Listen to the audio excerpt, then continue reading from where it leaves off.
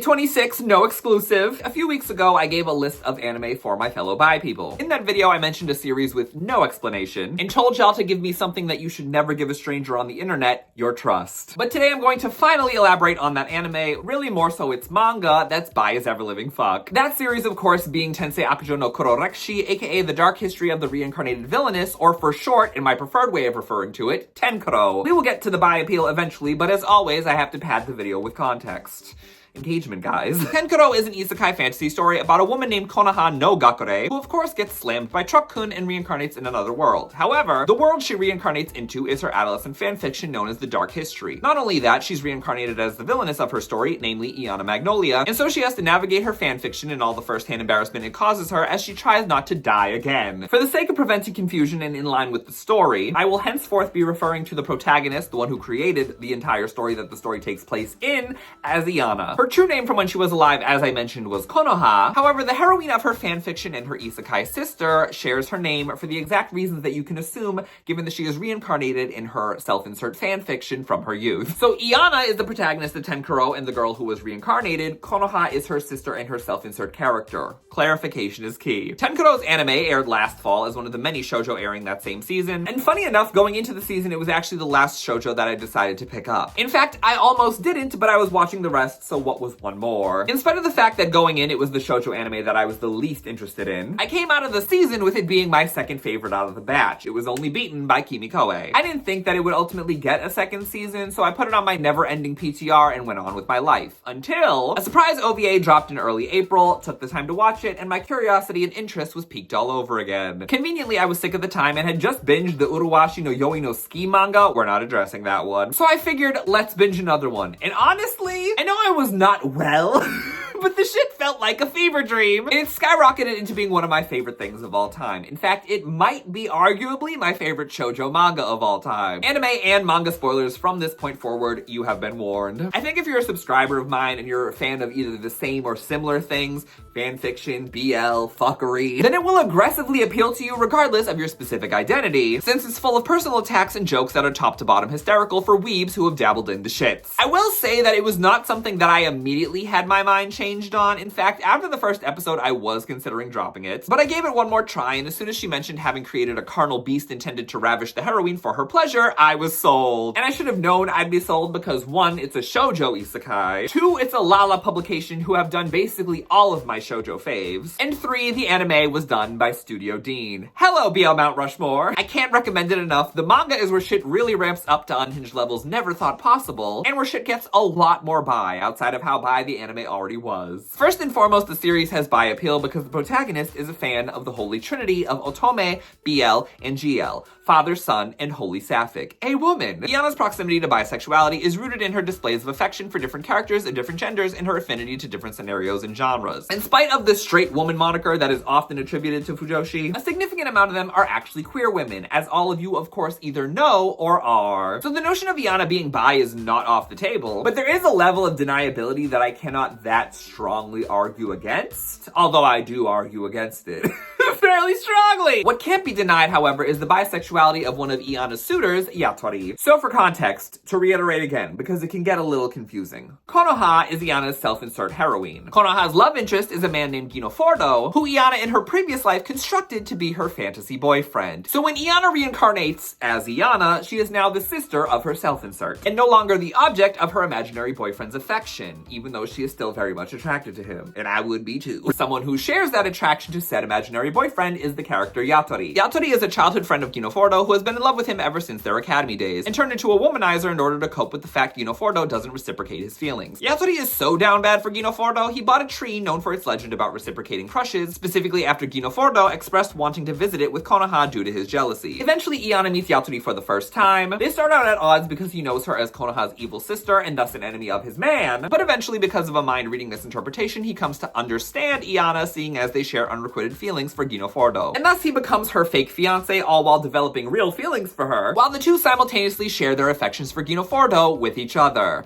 bi-couple goals as fuck. Even outside of this, they're just hysterical foils for each other in any given scenario. I love most characters in the story, but he's arguably my favorite even outside of our shared bi-boy identity. Outside of that, like I said, this is a story that features copious references to BL, GL, Otome, and TL tropes and fandom that are so specific. There's plenty of BL fan service, including a whole side chapter about some sport using terms like dom and sub with a mention of Omegaverse. Another side story about a Yuri Academy, honestly the Yuri we deserve. One chapter opens with a soliloquy about how your tastes in erotica evolve through exposure. In the varied appeal of male love interest in the story, both playfully reference the recurring archetypes seen in many Otome games, as well as takes more hilarious approaches to those usual archetypes. And since no one asked, here is my ranking of the love interests from favorite to less favorite. Isaac is probably my number one. I don't want to say too much about Isaac because Isaac is...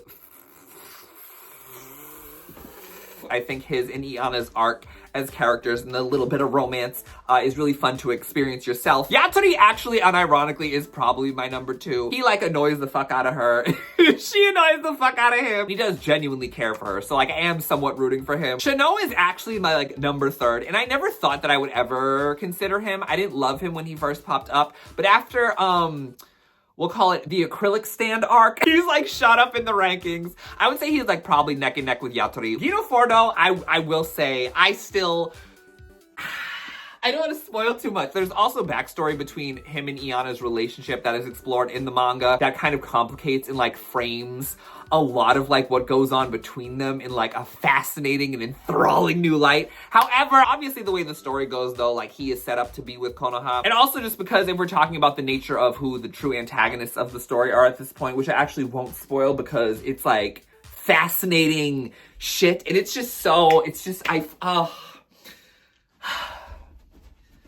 That's all I can say. Things in the manga have kind of, in my opinion, sealed the fact that like they won't be together, but I just want to believe because what is there is...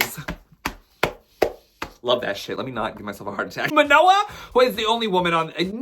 Manoa is one of the few that I don't actually think has a genuine chance, and I don't 100% know at this point if her attraction to Iana is romantic. It very much does seem to just be coming from like a good friend place as one of Iana's like few friends in the world that's like not her sister. Soul is then after Manoa. I think it's fairly obvious at this stage that the only two love interests who have the highest chance of actually being the person that Iana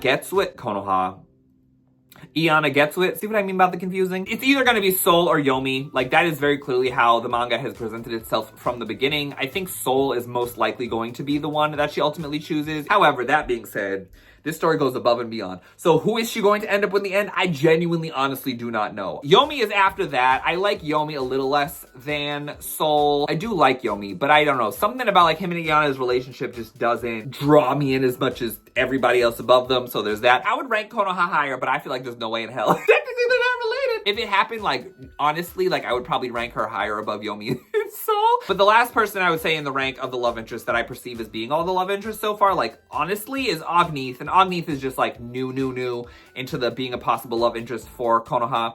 I keep saying Konoha. For Iana. His character design is absolutely fucking hysterical. Even though I do much more prefer the idea of Agneath and Soul, I would love that ending, even though that kind of being a thing has low-key been like dismissed, although I want to believe. I still want to believe. There is like one other character I will say that I think could potentially be in the mix, but one, I forget his name, and two, he's low-key been not written out of the story, but like definitely put in the background. Isaac number 1, Yatori number 2, Shoujo number 3, Ginofordo number 4, Manoa number 5, Soul is 6, Yomi 7, Konoha 8, Agneath 9. In terms of my personal rank, I think my top 3 in no particular order for like who I'm most attracted to is Yatori, Ginofordo. It's really just those two. And I feel like there's another character that I'm attracted to, but I can't remember because it's been a while. Again, I can't recommend this series enough. If you're looking for bi chaos, this is absolutely the manga for you. The anime is not the best looking thing, I will obviously admit. Dean is Dean after all. But if you want a more casual introduction and then decide if you want to pick up the manga from there, you can always start with the anime. Even beyond the various rainbow references, it's just a hilarious hot mess. There's references to yandere, recurring light novel title formats, figure hunting, pure fuckery. And I do emphasize the funny, but it does have a lot of genuine emotional moments in it as well. And the plot has actually gotten fairly serious as shit has progressed. like in ways that I never could have predicted. But at the same time, still maintains its comedy. Akihara Toka did do a similar parody-themed isekai story, this time focused more so on Otome games, which I would say isn't as funny as Tenkuro, but definitely also worth a read. I believe it's only 3 chapters. And she's also done a handful of untranslated BL work that, quite frankly, very clearly has character designs that very much influence some of the love interests in Tenkuro. And that's Tenkuro! Finally! Is anybody else a fan? And if so, which love interest is your favorite, either for Iana or for you? Donate to my Patreon or click join if you also have your own dark history. And prevent the history that we're currently living from becoming any darker by heading to the links in the pinned comment. 4 more videos to go, and tomorrow's will be about a topic that I feel like most of y'all do not give a fuck about, but I do. Namely, I'll be listing Dragon Ball's queer icons, canon, questionable, and otherwise. Pray to Shenron, someone cares. Bye!